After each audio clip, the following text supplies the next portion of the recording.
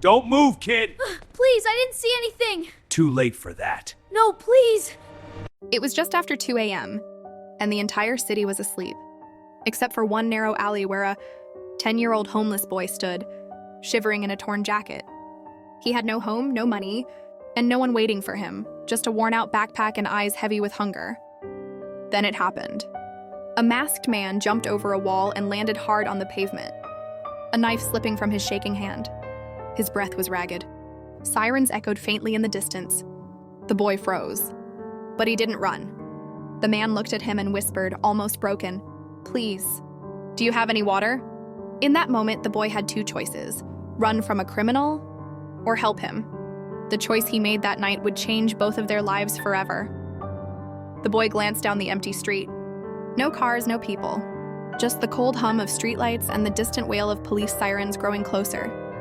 The man leaned against the wall, his mask half slipped, hands trembling, not with anger, but fear.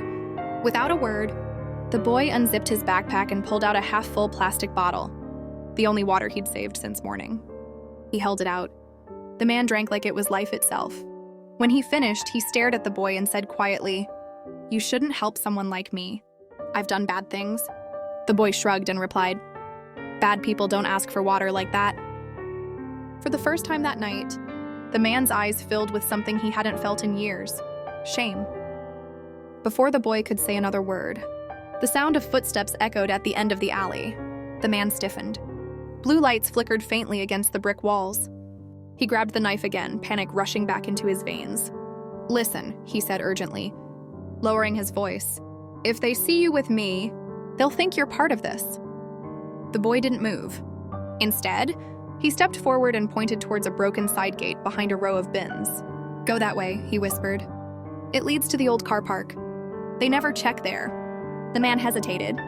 Helping him escape meant becoming part of his crime. But the boy's eyes weren't afraid, they were certain. With one last look, the man nodded and disappeared into the darkness, leaving behind a silence that felt heavier than the sirens themselves. The alley went quiet again, but the boy's heart kept pounding long after the man was gone. He crouched beside the wall, pulling his thin jacket tighter around himself as the cold crept back in. For a moment, he wondered if he'd done the wrong thing.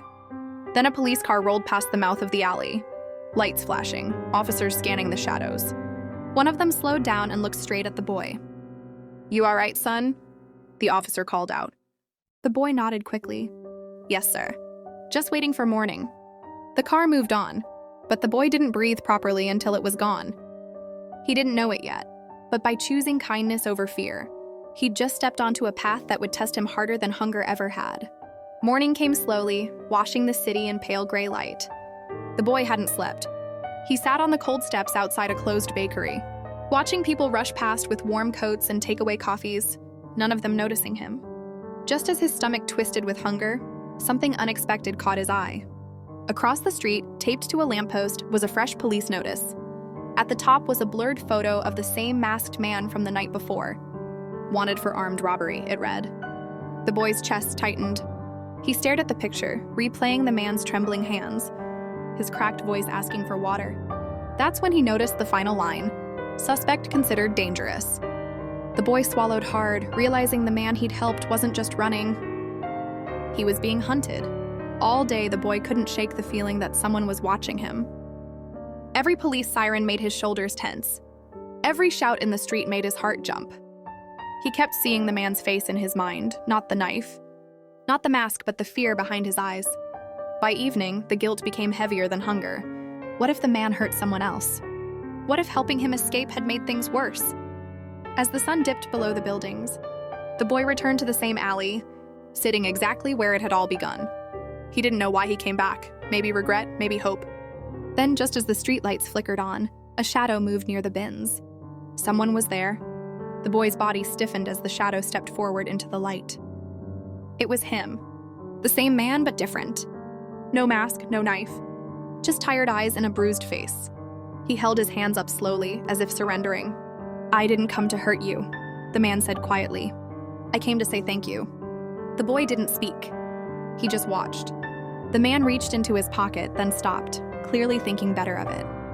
"I haven't slept since that night," he admitted. Not because of the police, but because you helped me when you had nothing." For the first time, the boy realized something powerful. Whatever that man had been before, kindness had followed him here. The man sat down on the edge of the pavement, keeping his distance. "I ran my whole life," he said, staring at the ground. "From bad choices, from people I hurt, from myself." He looked up at the boy. "Last night, you were the first person who didn't look at me like I was already lost." The boy frowned. "So why are you still running?" The man exhaled slowly. "Because tomorrow I'm turning myself in." The words hung in the cold air. The boy wasn't sure whether to feel relieved or scared. The man stood up, reached into his coat, and placed something small on the ground between them. A folded piece of paper. "If I don't come back," he said, "this might change your life." The boy waited until the man had disappeared before reaching for the paper. His fingers shook as he unfolded it. Inside was not money, not an address, but a name and a court date written in careful handwriting. At the bottom, there was a single line. "I don't deserve forgiveness, but you deserve a future." The boy didn't fully understand what it meant, only that it felt heavy, like a promise wrapped in regret. He folded the paper again and slipped it deep into his backpack. That night, as he lay beneath the bridge, staring at the passing headlights above, he wondered if doing the right thing always felt this uncertain, and why kindness sometimes arrived disguised as danger. 3 months later, the boy stood at the back of a crowded courtroom, barely visible among the adults in dark coats. He had washed his face in a public bathroom and borrowed a jumper from a shelter worker, but he still felt out of place. At the front of the room, the man stood with his head lowered, hands clasped, listening as the charges were read aloud. Armed robbery, assault, possession of a weapon. The boy's stomach tightened. Then the judge spoke again, this time reading from a statement. It described a suspect who had returned voluntarily, surrendered evidence, and confessed without excuses. The boy realized something then. The man had kept his word. The courtroom fell silent as the judge paused, eyes scanning the room. "There is," he said slowly, "one final detail the court must hear." He lifted a document. "The defendant has requested that part of his remaining funds be placed into a trust not for himself, but for a child whose name he does not know." The boy's breath caught. The judge continued, "This trust is to be released only if the child is found and agrees to accept it, with the condition that it be used for education and housing." For the first time, the man looked up. His eyes searched the room until they met the boy's. They didn't smile. They didn't wave. They simply nodded. After the hearing, a woman from social services approached the boy, holding a file and speaking gently, as if afraid he might disappear. She asked his name, where he slept, how long he'd been alone. No one had ever asked him those questions before. Within hours, he was taken to a warm building with clean beds, hot food, and a door that locked from the inside. That night, he ate until he couldn't remember the last time he'd been full.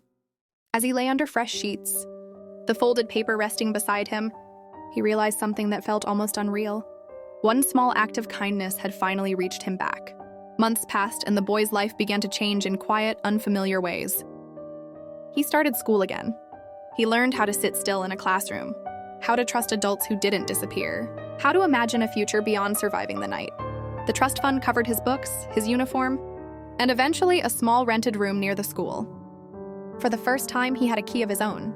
Sometimes late at night, he thought about the man behind bars, wondering if he knew that his decision had worked, that his regret had turned into something real.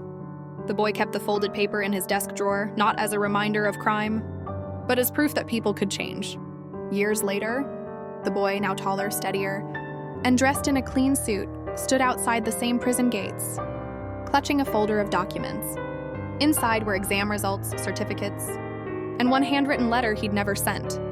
When the gates opened, the man stepped out slowly, older and thinner, his hair streaked with gray. For a moment, neither of them spoke.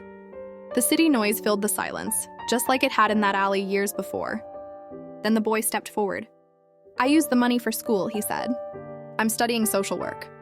The man's eyes filled. He nodded, unable to speak. What began as a crime had ended as redemption. Before they parted ways, the boy handed the man the letter he'd carried for years. The man unfolded it with trembling hands and read the first line. "You asked for water, but you gave me a life." They didn't hug. They didn't promise to stay in touch. Some connections don't need that.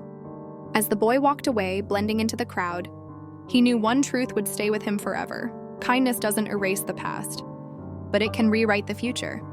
And somewhere in the city, 2 lives continued forward, forever changed by a single choice made in a dark alley at 2 in the morning.